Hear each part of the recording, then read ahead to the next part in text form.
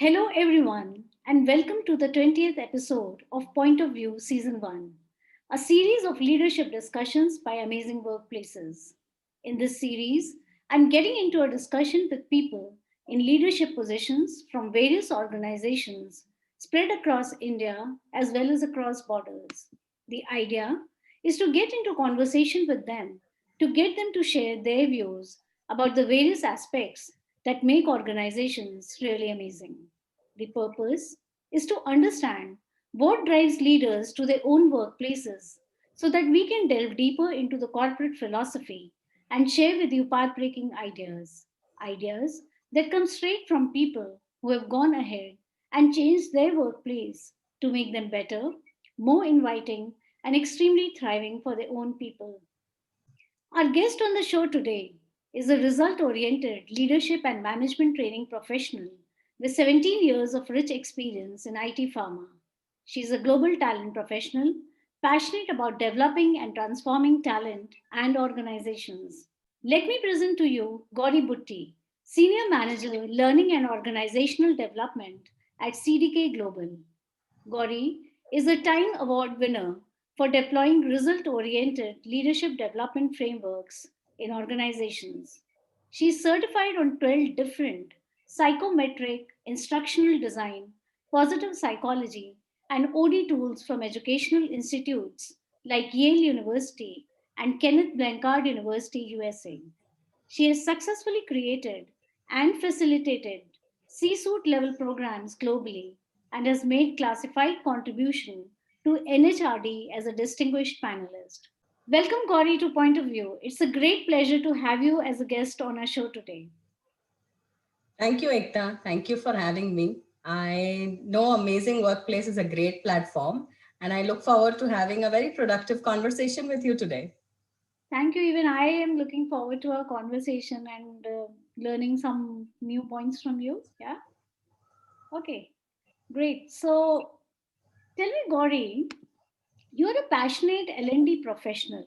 In fact, you envisioned and created learning functions from scratch in IT product organizations.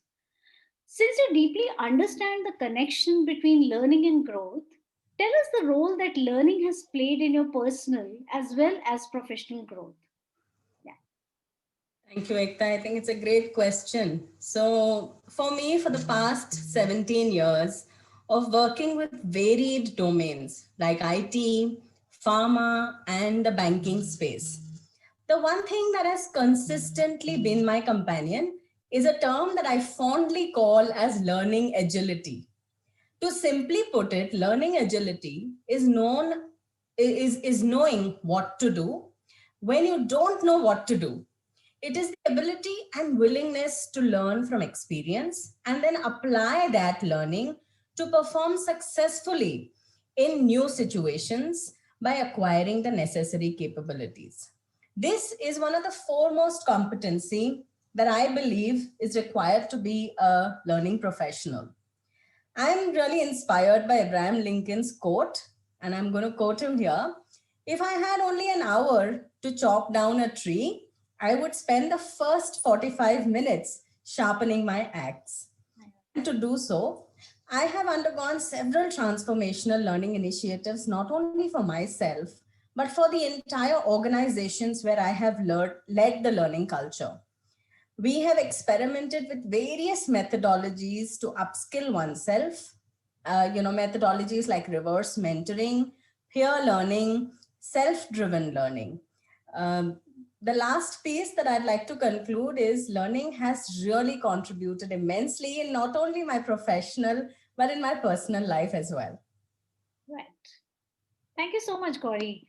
So, Gauri, keeping your current organization in mind, what are the key aspects of learning that an individual or an employee per se must focus on to ensure that they're able to consistently grow and develop their career? Great. I think I'm going to answer this question in four points, right? The first piece is going to talk about the mindset. The second one is about accountability, and third is really some of the platforms. The last is some of the impact that we have created. So my first point is really about the mindset, right? And what the need of the hour is really nurturing a growth mindset. This is the key today. We know that the workspace is changing at a relentless pace. There are newer technologies which are getting added by the day, and this is being done to enhance the customer experience. Organizations today are committed to a rapid transformation. As we know, disruption is everywhere. So I'm quoting Stanford psychologist Carol Dweck, who said that there are two types of mindsets people use with regards to learning and development. The first one is called as the fixed mindset, and the second one is the growth mindset. People with fixed mindset really struggle to take full advantage of learning and development opportunities. They give up quickly when they face obstacles. Whereas people who have a growth mindset, they take up any opportunity that come to them for development. Now, this is critical to be able to have a growth mindset, not only at an organization level, but at an individual level as well. Moving on from mindset to the accountability piece that I spoke about. The fundamental accountability that we have built in is to be able to, for an employee, to own up one's development and growth. I think this is a radical thought process. In the past, employees would really bank on their leaders for their development. Today, the need of the hour is that every individual drives their own development.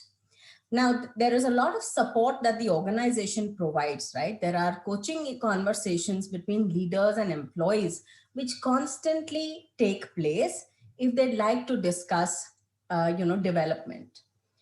We provide several opportunities for employees to improve, learn, and grow.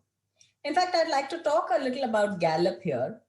The Gallup analytics really say that millennials rank the opportunity to learn and grow as the number one skill above all job considerations. This skill is equally high in the various ranks for other generations as well. So far I've spoken about the mindset that is required. Then I've had a conversation with you around the accountability. Moving on to the third piece, which really is the platforms that the organizations are providing today. There are tools and processes in place like individual development planning, learning goals, technical career paths, job rotations, and internal job promotions that are available for employees to leverage on. We've created a learning architecture through self-directed learning, which is done through individual development planning. We encourage our employees to take their learning journey very seriously. And in fact, research says 74% of the employees who take their learning journey seriously are likely to know where they want to take their careers. This enables our employees to select what they want to learn, where they want to learn, and how do they want to learn. So that was the essence of the answer to your question. I'll leave this question with last piece, which is the impact. The impact through having the structured learning architecture is that we have seen about 16% of our employees grow year on year, whereas the industry benchmark is only 11%. So somewhere we've been able to strike the learning chord very appropriately. This shows that you're taking your organization and you in this role are actually doing justice to that profile, and learning and development is in fact a very serious subject in your organization. Yeah. Yes, Okay. I'm thankful that it is. Great, great. So tell me, Gauri, now that we have spoken about the learning and development aspects of CDK, now if coming to um, coming to a general question, what are the changes that you feel organizations should make in view of the current times in the L&D policies to ensure that employees receive maximum advantage from these learning and development interventions? So basically, I'm asking these questions because a lot of organizations have learning and development interventions because the policy demands it. Yeah. And the end result, I mean, what are the people actually getting out of it? That's secondary. And as we say, if you don't practice what you learn in a week or so, then you tend to forget it. So how does one get maximum advantage of these interventions so that they don't go waste in the long run? Great. I think again a very pertinent question, Ekta, which is very, very applicable in today's time and age. I think for the last 1 year, about 30 million of HR and learning professionals have really reinvented the way in which learning is being received, right, on account of the pandemic. Now, to add to this, clearly there are other dimensions also which have impacted our current times. And those are really, like the multi generational workforce that we have today, right? The last piece is how organizations are expecting learning to perform. The demands are increasing. So, these are the three reasons why I think today organizations are taking a slightly different approach as compared to what we would take earlier. And I'd like to answer this question with three different points, right? The first one is what is some of the short term focus that we are bringing in as a learning organization. The second one is what are the long term focus areas that organizations are driving. And the last piece, which is I think one of the most important pieces, humanizing learning. That's the key buzz for today, right? Humanizing learning. How are we making it employee centric? So I'll answer the first one, which is the short term focus. Now these are initiatives obviously where we know that there is 10x acceleration that's happened to adopt newer technologies in learning. Digitizing learning has been the key since last year. In fact, I'm quoting CIPT research here, where they said that about 75% of L&D have moved some or most of their learning online. Whereas 17% of the learning is completely online. There is no offline workshops. 19% of the organizations have said that they yet have to put their learning online. That in itself tells you that digitization has played such a critical role. Hmm. Adaptability, in my opinion, is very, very critical in today's time and age. Gone are the days where our learners would sit in a classroom and attend a day long program. That doesn't happen anymore. Today, the learning is curated in bite sized learning. There is a 45 minutes conversation or a podcast or a webinar which learners would like to attend, right? And also, what's very, very important is the convenience, right? So they'd like to learn at their own pace. So that's again another shift that's played a critical role in revolutionizing learning. The long term changes that I am anticipating, since the last year, is really designing learning to be location agnostic. What it means is earlier, the learning was delivered only in a particular demographic location, right? Today, because it's happening online, it's delivered all across different time zones to different audience. And thereby, the content has to be relevant to across the globe. That's one piece. The second one is engaging with employees and business stakeholders is the key. And we need to really, buck up on the communication piece and communicate with a lot of impact. That's very critical. The third piece, which I'd like to talk about, is rewarding employees for learning. Obviously there are employees who take learning very seriously. I think it's time that organizations really recognize the effort that the employee is putting in terms of learning, and not stop there, but really make knowledge sharing a habit. So if I have attended a particular program, it helps for me to share it with my peers, with my team. Like the way they say, one learns the best when one teaches. Right. The last piece there is set learning goals equally as important as performance goals, right? In every performance discussion, it helps for a leader to have conversations around the learning path that the individual has set up for. So that's the long term goal. The last piece that I'd like to talk about, like I said, was one of the most important pieces, and that's humanizing learning, refocusing on the employee today. right?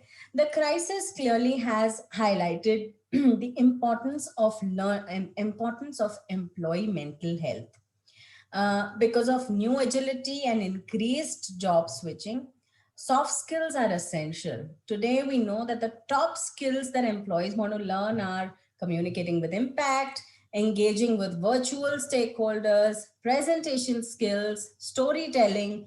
These are a couple of skills which are very, very critical. Engagement and collaboration and sustaining relationship is the currency for learning and development today. Last one there is increased independence that means that the employees have more control over their working life, and L&D clearly is supporting this shift. So though that was my bit there, Ekta. So, Gauri, you explained in a very nice manner how organizations need to, take forward their learning interventions. Now, I would like to ask you something on a global context, on a larger context. So, what we see is that in the current scenario, when learning and development is receiving so much impetus, and which is coupled with tremendous increase and focus on online learning interventions, how do you foresee the L&D landscape changing in the country as well as globally? I think again, yet another pertinent question. And the answer there is yes, definitely the L&D landscape is changing. The Association for Training and Development talks about the magnitude of this change, right? And that's on account of really one very positive reason, and that is the expectations of the learning and development function have really evolved significantly during the past few years, right? Gone are the days where learning was only considered to be delivering a program or delivering a course. Today that's not the case anymore. The hyperconnectedness and changing needs of business have placed us at a pivotal point within the organization.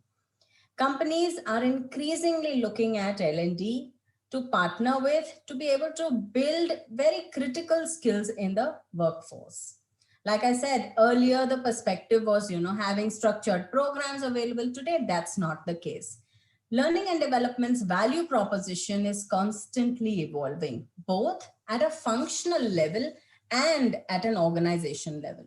So, if we look at the global scenario, the functional levels we are developing, we are evolving from just designing and deploying content to today managing the supply chain of knowledge, a curated content available for the convenience of a learner. Whereas at the organizational level, we are expected to understand and respond to the factors affecting business today: digital trends, fragmentation of work, developing domain skills, and the arrival of a millennial population. These are some of the factors that are kind of increasing expectations from learning and development at the organizational level. Today, learning and development professionals are championing very specific organization needs like change management, employee engagement, collaboration, and playing a very critical role in building an employer brand. Whereas on a functional skill, like I said, we have really rethought the entire learning design approach. Today, social learning is so much in, right? And that's becoming a mainstream. Specifically, crowdsourcing ideas and learning is gaining prominence. Employees are using social media to learn and kind of support all the competitive ways of learning. L&D is working very closely with stakeholders to identify courses that meet a specific business need and make them a part of the personal learning plans. Along with all of this, the last piece is the increase in just in time performance support, which learning has been able to provide today is remarkable.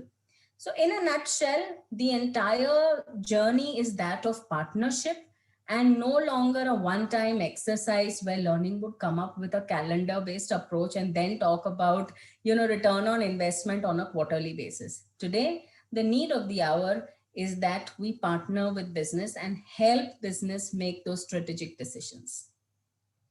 Okay, thanks, Gauri, for giving such a elaborate answer for this. And I'm sure that covers much of what we wanted to discuss today. And thank you so much for being with us and giving your wonderful insights on the subject of learning and development, not just from your organizational perspective, but also from the general perspective of learning in organizations per se. Yeah. Thank you so much, Gauri. Once again, it was a pleasure to have you on Point of View today. Thank you, Ekta. Appreciate this. Thank you.